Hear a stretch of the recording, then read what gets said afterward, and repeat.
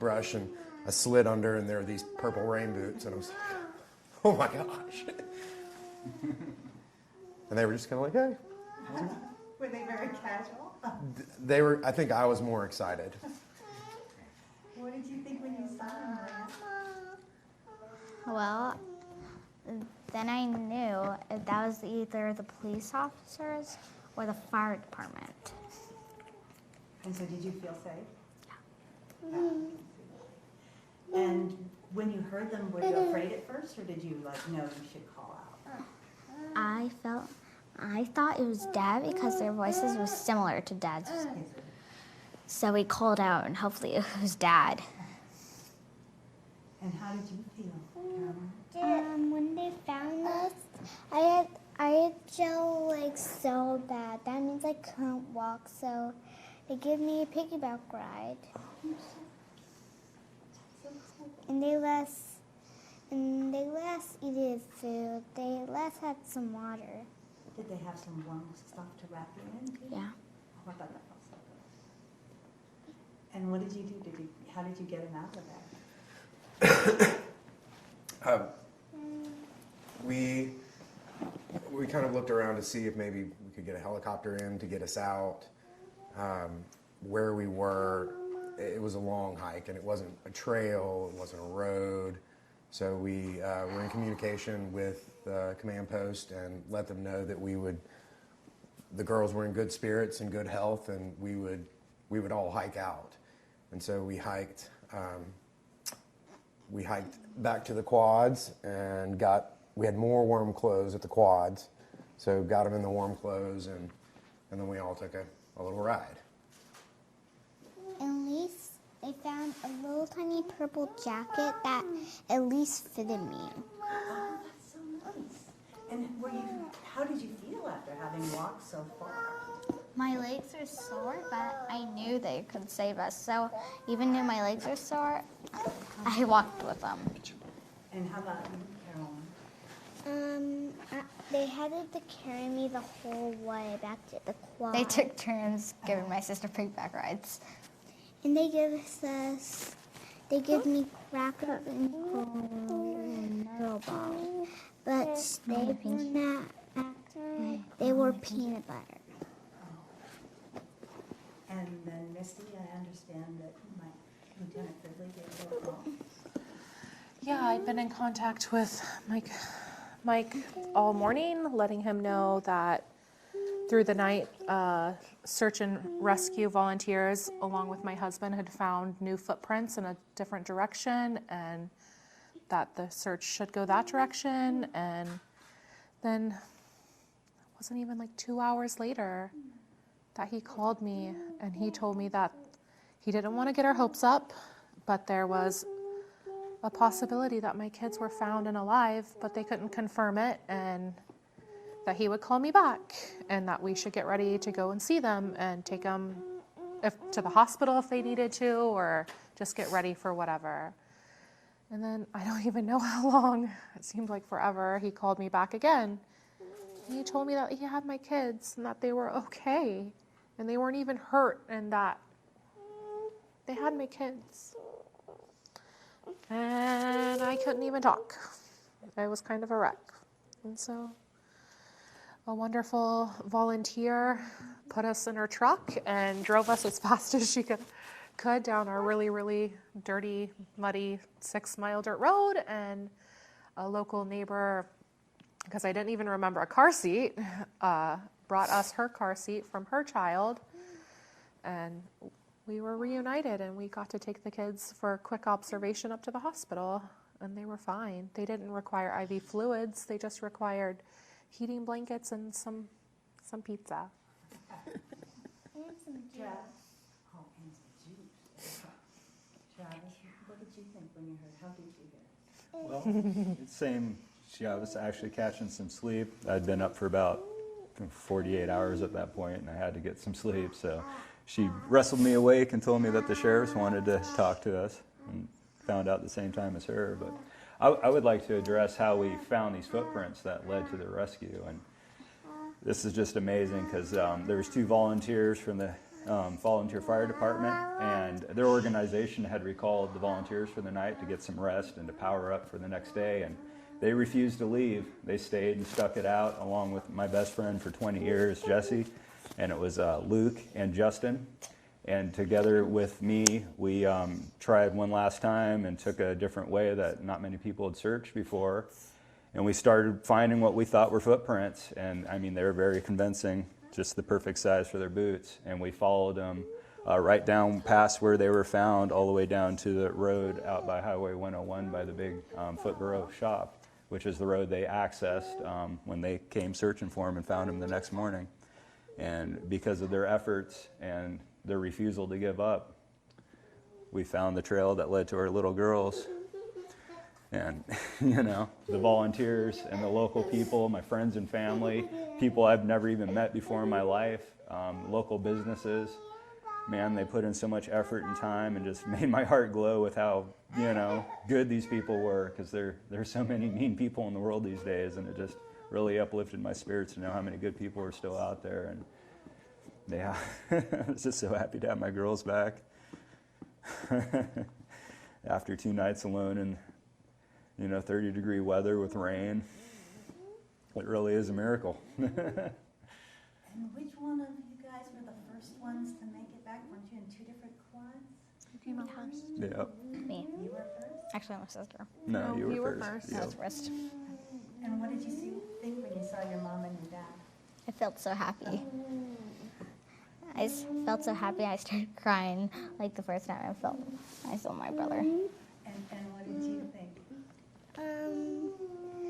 I was so happy that I hugged Daddy and Mommy so tight.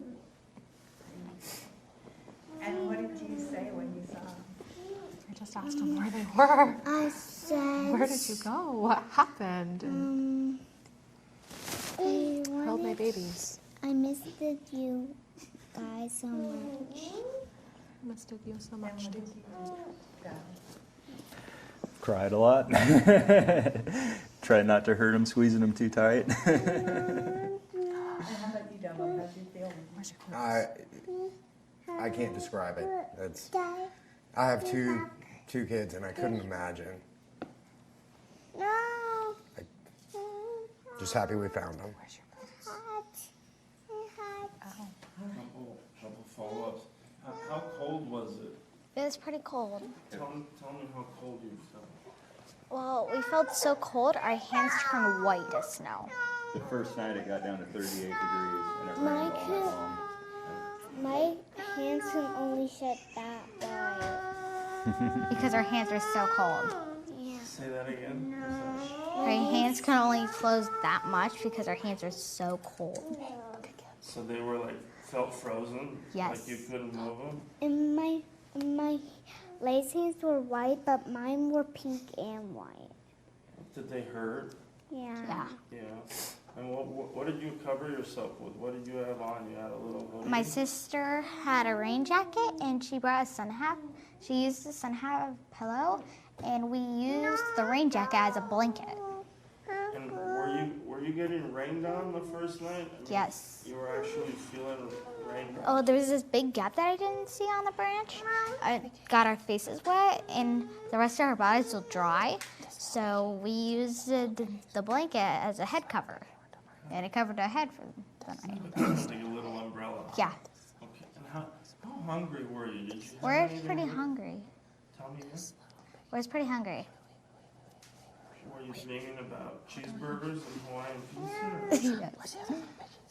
But most of the night, I just dreamed about my family. And what did you do to drink? Well, we drank water off the huckleberry leaves. And how did you think of doing that? Well, our parents taught us that. Your mom and dad taught you to drink off the leaves. How much water were you able to get? Well, a little at a time. I got it a lot, but Lay didn't actually got a lot. Yeah, because my sister slurped all the water off the leaves. I I couldn't find any water on the huckleberry leaves. Were you worried about mountain lions? There's mountain lions around. Yeah. Did you ever see or hear anything creepy in the woods at night? No. No? How you guys And since I kept watch, I didn't see anything and heard anything. You sound like you were not very scared and in the dark. No. Were you used to the dark? Because I was next to my sister. Oh. You weren't scared at all? And were you sure the whole time that daddy was gonna find you? Tell me about that. Well, I felt a little nervous and a little afraid, but I knew Dad found us eventually.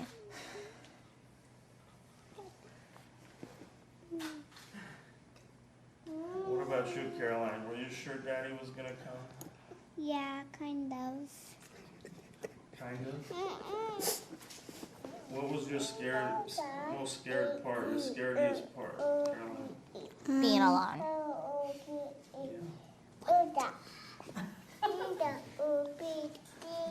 Leah, what was your most scared part?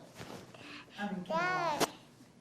Leah just said to me. Sleeping at nighttime. I thought bears would come and find us. You were afraid of bears. Thought the bears would come? And so tell me about the second night you went into that bush. How big was that bush? How low did you have to go to get in there? Well, we crawled. That's how low we had to go. Was it a bunch of bushes? Yes. Huckleberry- It was a huckleberry. Yes. field. What's it like in there? Is it warm or is it still cold? It was still cold, but the branches kind of insulated, so it was a little warm in there. And was it dry? Like, did the Yes. rain not get through? Well, the rain got on my head, but not on my sister's, and I used it in my head to cover my face like an little umbrella, like who did my sister's jacket. How hungry were you like the second night by then? We're just pretty hungry. Our bellies grumbled the whole night. And Dad, what were your thoughts by, what were you going through? Oh, every emotion you could think of, anywhere from it just being a dream to huddling up in a ball and bawling my eyes out. That's how I felt If too. it wasn't for my friends and the volunteers keeping me from losing it, yeah.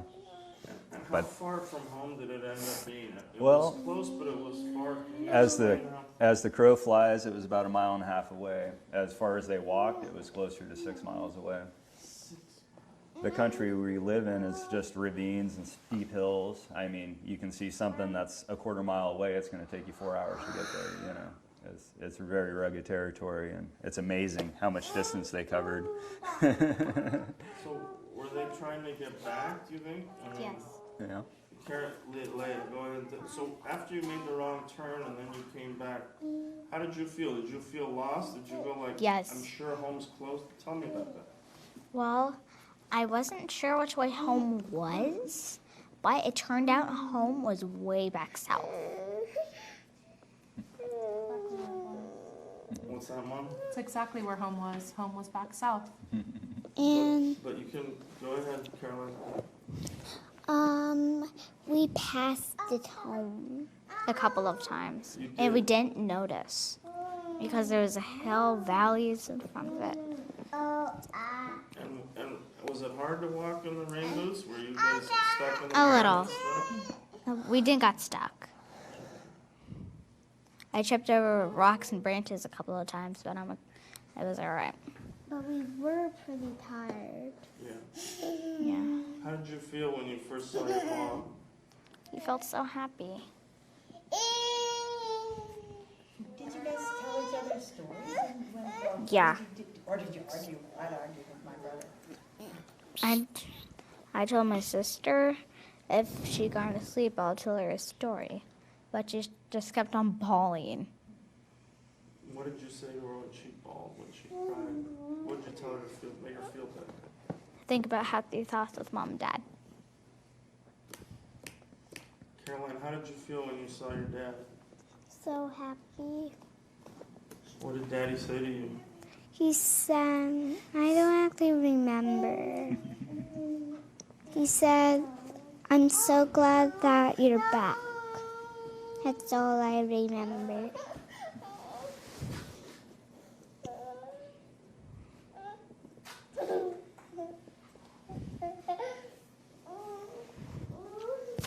That's great. cut through branches with a chainsaw to get to them? Is that true? We cut a couple of trees that went across the road to get the quads where we ended up. Most of the trees that came across the road, we just went over. We were able to get over them on the quads, and we were trying to spend as little time. We wanted to get where we were going and not take a bunch of time cutting. If we could get around it or get over it, we did that. But were you already in voice contact with them? No, we were not. You were just following a path. We hiked for about 2 hours off the quads, not on trails, just up the mountain, and we weren't in voice contact. As soon as we heard them, we were right above them. So it didn't take us. Within the first time that we heard them, we were there in 5 minutes, tops. You didn't have to cut them out or anything. No. It was really thick huckleberry, and we just pushed through. And they were in sort of an opening spot by the huckleberries, and so we just fought our way through, and then there they were. I noticed you said you put your hands up because those things are prickly as heck. It just protect your face, and when adrenaline kind of kicked in, and we were excited to have a good resolution. And so we weren't really worried about ourselves. Kind of cover your face and plunge through and get there as quickly as we could.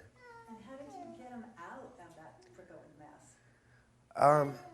We stayed there while we contacted the command post to make sure that everyone knew that they were found, let them eat and drink, sent out GPS coordinates so that everyone would know where we were. We weren't able to make radio contact, but cell phone coverage was great right there. And so after a little bit of discussion with the command post, we established that the best thing for us to do was just to hike back to the quads. Because there were no trails, it would have taken a really long time for anyone to get where we were. And we felt confident that we could hike out. They could hike out. And so we just worked our way back up out of the huckleberries and up to the top of the ridge, and then kind of made our own trail back down to the road where the quads were parked. My understanding is that you're with Piercy Volunteer Fire Department, so you don't get paid for this, right? No. What's your day job? I work for a custom redwood mill in Piercy. And when Piercy Volunteer Fire Department, if you're like most of the volunteer fire departments around here, you gotta raise the money to get the engines working, to get, yeah, so you're doing. Absolutely. So you have to train. How many hours a year do you have to train? I don't think we have an SOP for exactly. We train every Saturday, and we train with Leggett Fire, and we do a lot of cooperation with other departments so that we can train with the people that we're going to be working with. Mom, can you take me through your emotional roller coaster? How hopeful and the seesaw of hope and desperation that you went through. What? I wasn't hopeful after the first night and it being 38 degrees and raining, pouring rain. I was in a really dark place. And luckily my sister and my really close friends came, and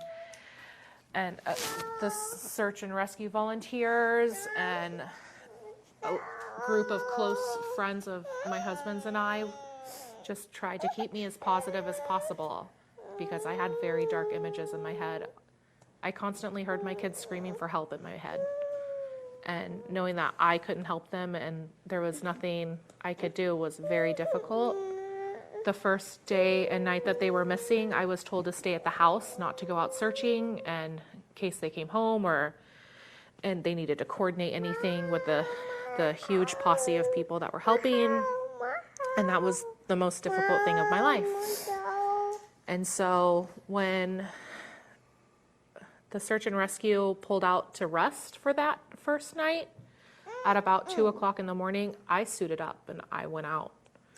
And they wouldn't let me go alone, thank God. And they would never let Travis go out alone either. And wherever we wanted to go, people took me. And we climbed ravines and we went over landslides. And I just kept saying that I just wanted my babies back. I wanted my babies back. That my babies were coming back. And that we were going to be okay. And that this doesn't happen. It felt like a nightmare. Like I couldn't wake up. So you stayed positive, huh? You convinced yourself, and did you encourage each other, you and your husband? We did. And I knew if I broke down and I gave way to my emotions that I would be useless, that I wouldn't help coordinate, I wouldn't be allowed to search for sure. And so I wouldn't let myself break down the way I wanted to until somebody gave me the bad news to break down for.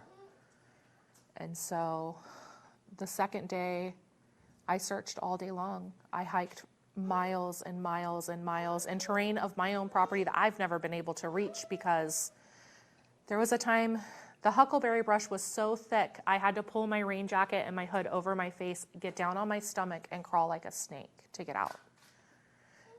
And as long as I was moving and I was doing something, I felt like we were moving in the right direction and it was going to be a positive outcome. And after the second night, they finally made me sleep. And I got about 2 hours sleep and I woke up and I had the worst panic attack I've ever had in my life. And I lost it. How did it feel? Awful. I don't like feeling that way. I work really, really hard not to feel that way. And I let myself go. I let myself feel that, and about half an hour, I screamed and I threw things and I let myself think all the bad things that I could, and then I pulled myself in. And hysterical people are not helpful. And I suited back up and I went back out and we searched all the next day. And I didn't think I was going to get my kids back by that time. I thought exposure or animals or something.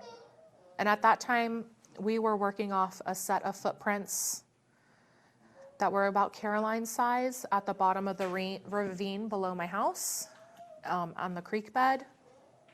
And those were the only size boots that they could find. So I was certain that they were separated and that Leia had been hurt because Leia doesn't leave her sister for anything. They're always together. And Leia's the leader. Like anything Leia does, Caroline follows. And so I was certain something was wrong with Leia. She'd either been hurt or incapacitated, stuck or something. So I got very dark. And we searched all night long. And finally, Travis and a group of volunteers found the footprints, and I got some hope, and I held on to that with all I could. And I called everybody that I thought could help, and there's so many outpouring of people on Facebook, people I don't know, but my local community. I mean, I grew up here. My husband's third generation here, and I have friends, but I have a lot of acquaintances, like people you just see in the grocery store. And they came out and gave food and, brought, we have livestock, and I didn't remember we had animals. And they not only fed my animals, they brought and bought the food for my animals. They were off grid. They brought gas for my generator, and I didn't have to touch a stick of firewood for 2.5 days. They brought in all the firewood. And you mentioned in a GoFundMe about the road. What happened with that? We live up a 6-mile dirt road. The whole entire thing is dirt road. We are the last people on the road. There are 21 other parcels. And it is already a 4-wheel drive road. And we try to maintain it. We try to keep the traffic on the road to a minimum, to keep the wear on the road to a minimum.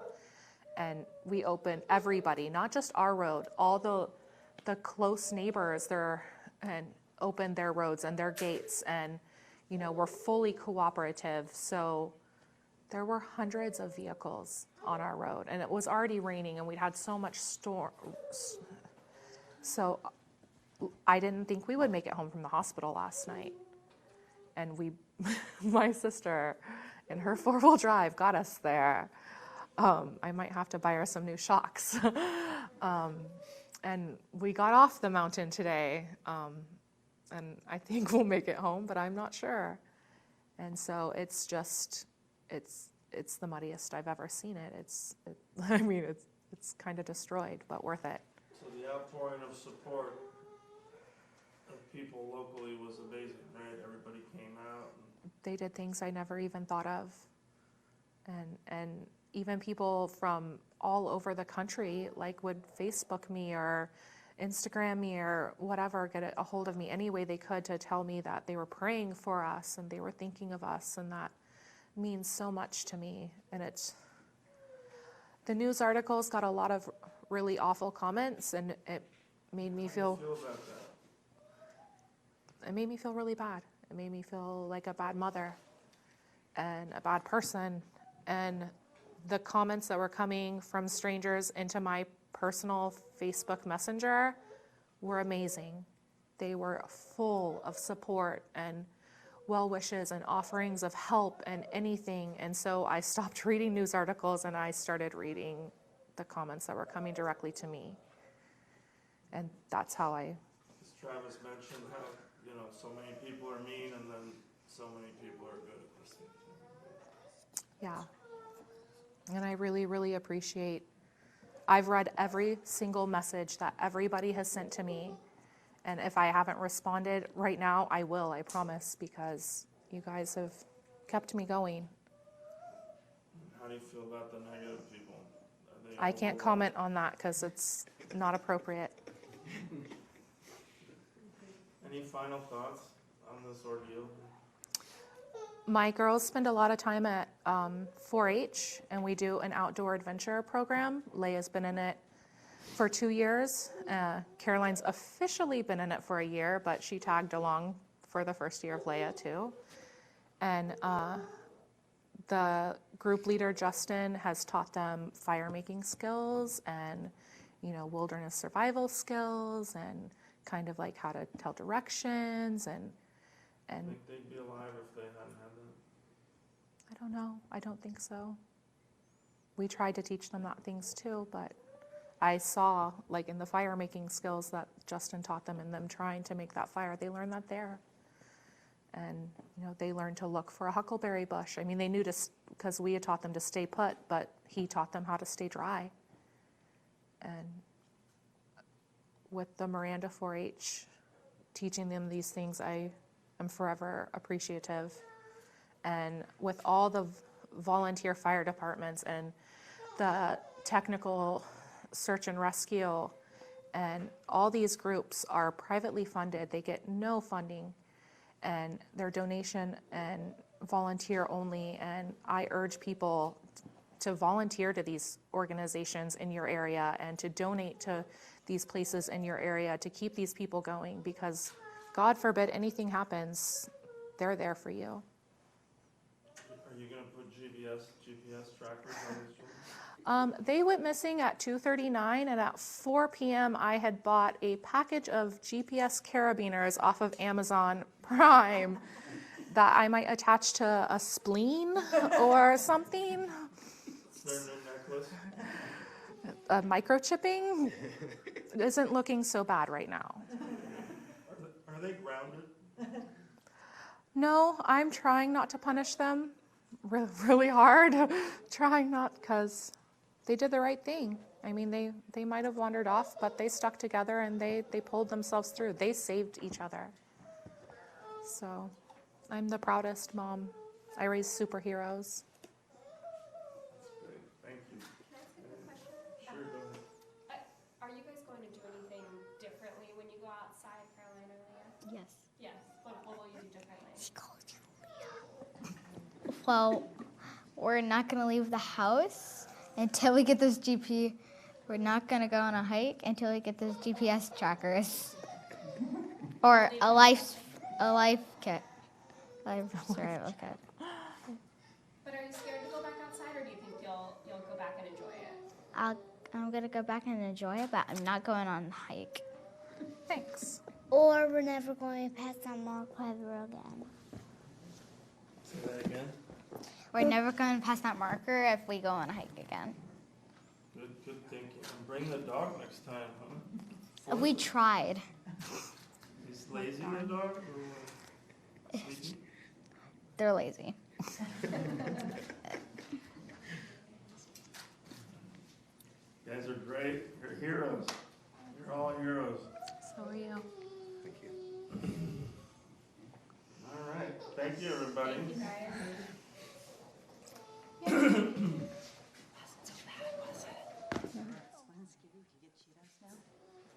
Because we don't know.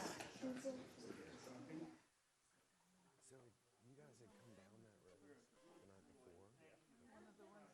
Yeah, because Shanda called us, and we were on our way to the command post to go check in and get in line. He's just like, yeah. We had talked to the sheriff about it. You guys did really, really good with this interview. And you know what? Yeah, we have my mom told me and Aurora, do you know Aurora? Her mom teaches ballet. We have a wilderness camp for girls. And he gets to come to that camp. I have pure gold earrings and now I have You're really earrings that's actual. You guys were absolutely amazing. And you're my hero. Okay? You girls were great. We're so happy you're back. Yeah. Oh, well, Sure. Abram. Abram. Okay, it was just the two of you? And then we had one local lady with us Okay. who was kind of guiding us into where we were going. Okay, was she with you up to the point where you guys found the kids? No, she waited with the quads, and I mean we were So she was with you until you left the quad? right. And when we left the quads, we were gone for a couple hours. She got cold.